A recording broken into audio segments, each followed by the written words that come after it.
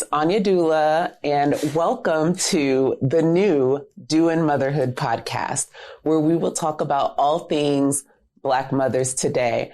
I'm so excited. This is the first day of the new podcast, the first recording. It's been a minute since I have talked with you all.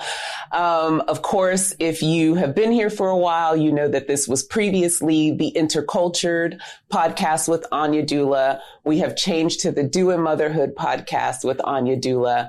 Like I said, we're talking about all things Black mothers today.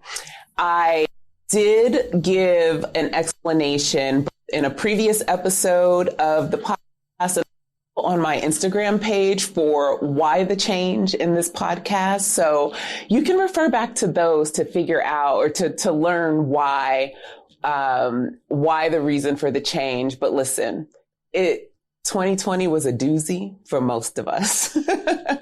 It was a doozy for most of us. For me, I came to realize that for Black mothers, we just need to have more places that are sacred for us, that center Black women, that center Black mothers, and give us a space to talk, grow, learn, heal, all of that together. So I'm really excited to get this started today.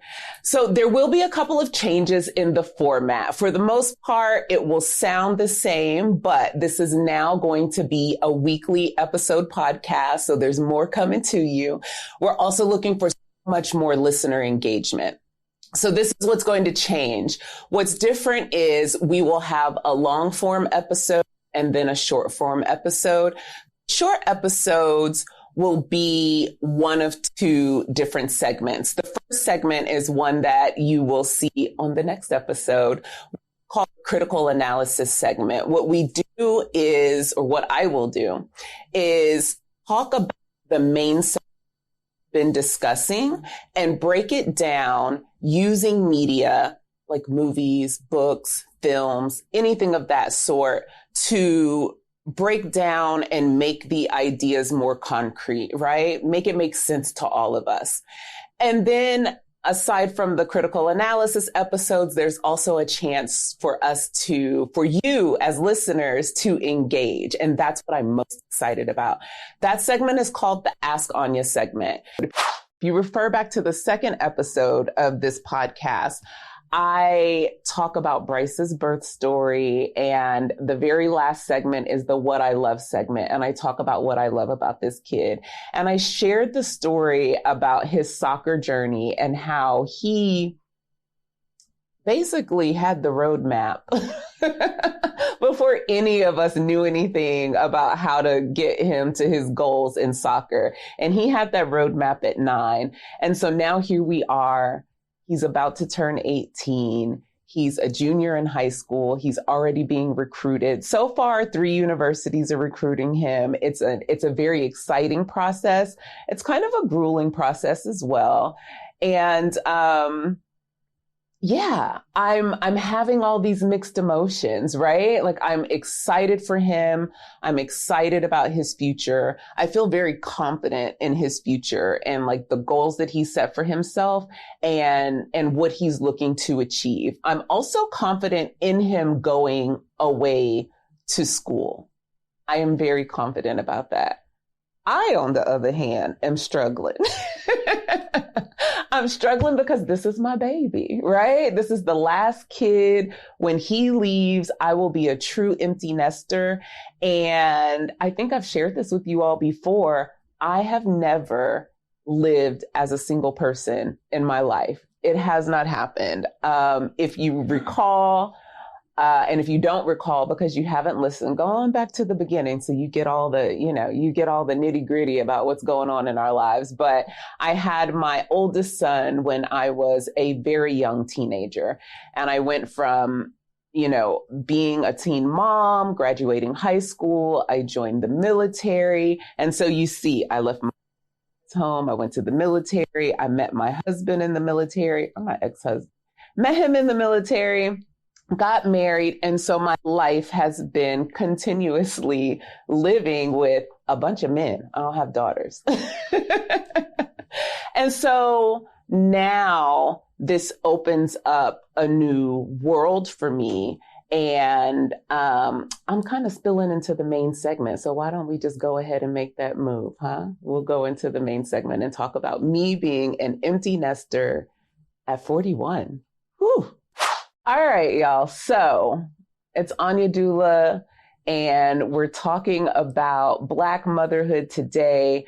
And I really want to start this episode with where I am right now as a Black mother today and what's going on with my life.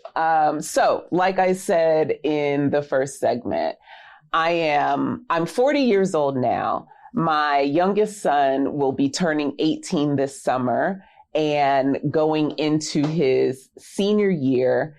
And right now he's being recruited for soccer. And so it's May. I'm a full year out from what my new life is going to look like. I have never lived as a single person. I have always been taking care of children. And so this is really it's a new adventure. That's how I like to think of it. It's going to be a new adventure, but there's a lot of planning and a lot of feelings and a lot of just, all the things that come with what happens when we're entering into a new phase of our lives and transitioning into a new phase.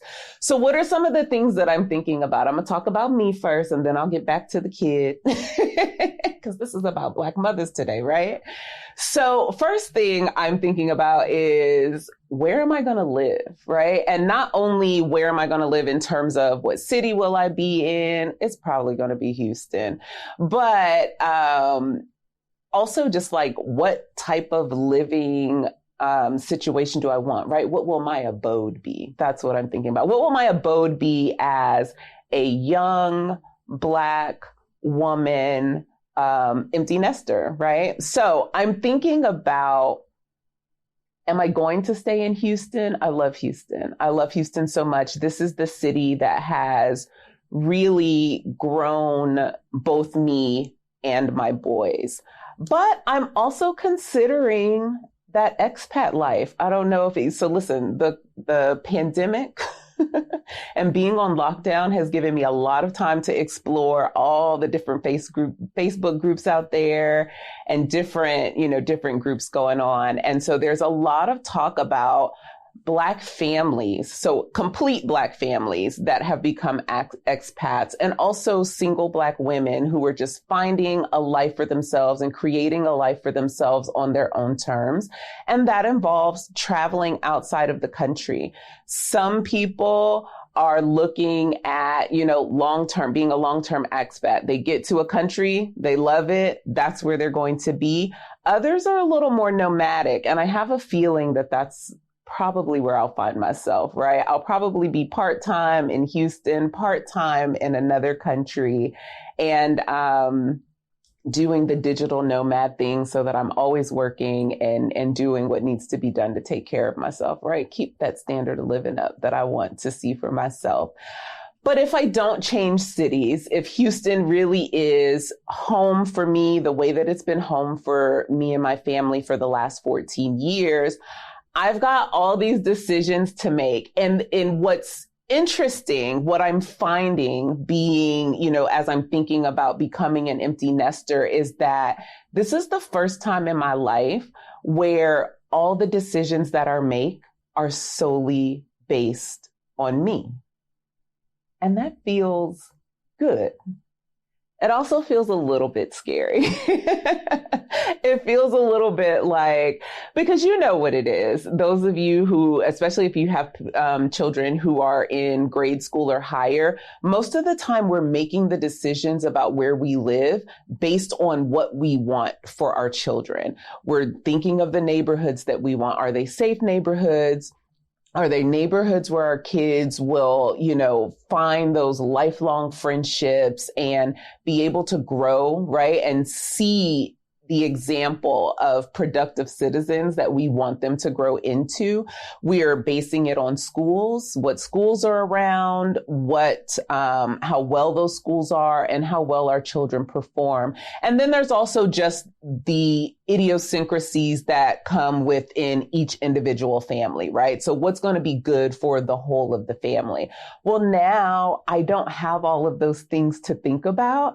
And it seems like in my mind, it's completely opened.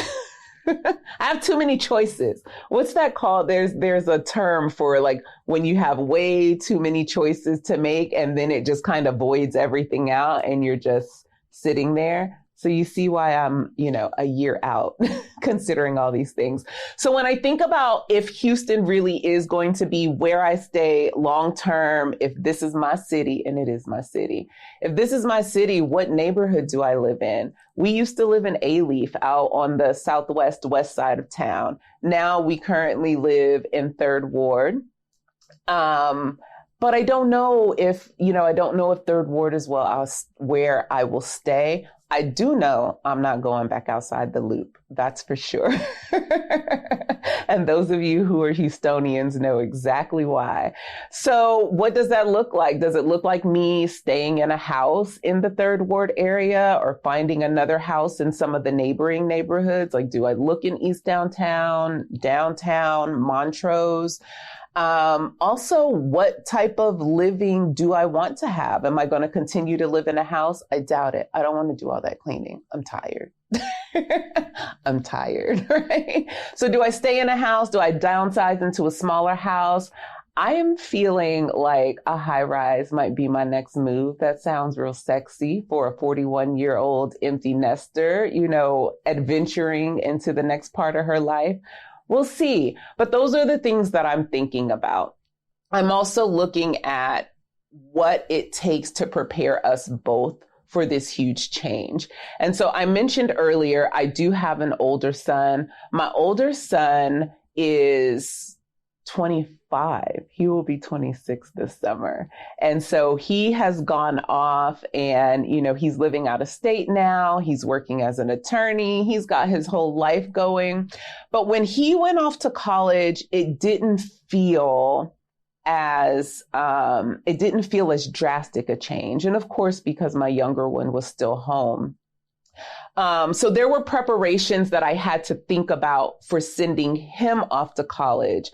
And it's a little bit different this time because this time I'm thinking about what it takes to send this young one off to college and then what that looks like for me. So the preparations that I'm making for my son is all about him taking care of himself, right? Making sure that he has a couple of staple meals he knows how to cook so he can do that for himself when he gets where he's going.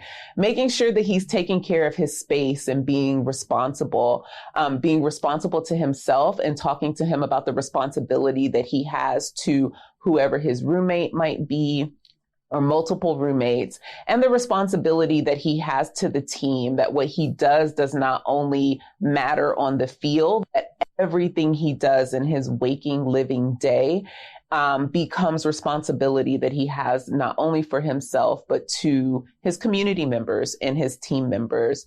Communication is a huge one. Let me just tell y'all. I don't know. I like to think, I'm on a podcast, right? So clearly I have some communication skills. I would like to think that I have trained my children up in using those communication skills. It's a struggle with this one. It's a struggle with the 17-year-old. In fact, today, I'll give you an example. Today is Wednesday. I chose the podcast recording time on Wednesdays because that's his usual day off. I don't have to worry about getting him to a place and then finding myself in the place I need to be. And sure enough, as I'm getting up this morning and getting myself ready and preparing to walk out the door, he comes in and tells me he has to be at practice. He knew yesterday he had to be at practice today. Did he communicate that with me? No. So there's a lot of talking to him about his communication style and how, when he's away from home, I anticipate his needs all the time. And so even when there is a little flub in schedules or something like that, I can make that up. I've learned the